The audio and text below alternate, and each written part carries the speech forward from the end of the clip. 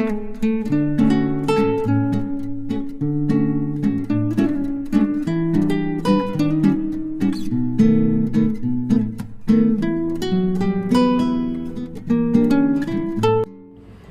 Friends, నమస్తే. Welcome to టియానోస్ kitchen Telugu. ఈరోజు recipe శుక్రవారం ప్రసాదం, అమ్మవారికి పెట్టే ప్రసాదం అండి. ఈరోజు పరమాన్నం తయారు చేసే విధానం షేర్ చేయబోతున్నాను. పరమాన్నం తయారు చేసుకోవడానికి ముందుగా నేను ఇక్కడ కుక్కర్లో 1 కప్ అనేది రైస్ తీసుకున్నాను.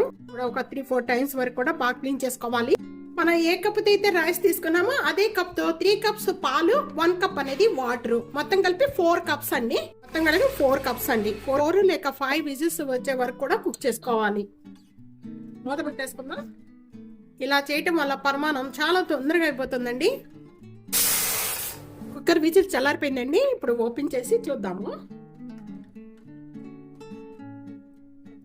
పాలు అనేది 3 కప్పులు పోసుకున్నాము, 1 కప్ అనేది వాటర్ పోసుకున్నాము. ఇలా ఉండాలండి.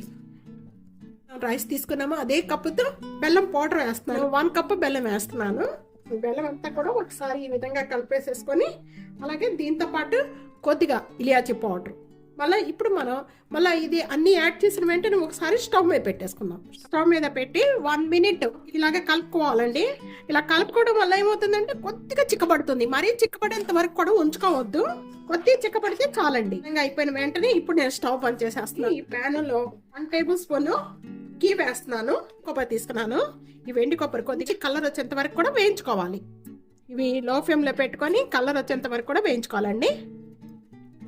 నేను ఈరోజు జీడిపప్పు ఏమి వేస్తలేదండి, కొద్దిగా కొబ్బరి వేస్తున్నాను. చాలా బాగుంటుంది కొబ్బరి వేసి చూడండి. ఈ విధంగా కలర్ వచ్చిన వెంటనే కూడా ఇప్పుడు స్టవ్ బంద్ చేసేసుకుందాం. కుక్ చేసుకున్న ఇదిగోండి పరమాన్నంలో కలిపేసుకుందాం. ఇదంతా కూడా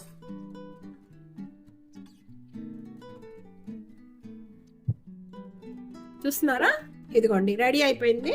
మొత్తం ఒకసారి ఈ విధంగా కలిపేసేసుకొని నానికి గట్టి పప్పు ఉండాలి, అప్పుడు బాగుంటుంది. వేస్తున్నానండి.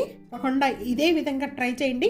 అసలు చాలా తొందరగా అయిపోతుంది, చాలా టేస్ట్గా కూడా ఉంటుందండి. ఈ రెసిపీ ఇదే విధంగా తప్పకుండా ట్రై చేసి మీకు ఎలా ఉందనేది నా కామెంట్స్లో తెలియచేయండి. వీడియో షేర్ చేయండి, లైక్ చేయండి, కామెంట్ చేయండి, సబ్స్క్రైబ్ చేసుకోవడం అస్సలు మర్చిపోద్దు friends. Thank you for watching. Next వీడియోలో మంచి మంచి వంటకాలతో మళ్ళా కలుద్దాం. అంతవరకు సెలవు, బాయ్.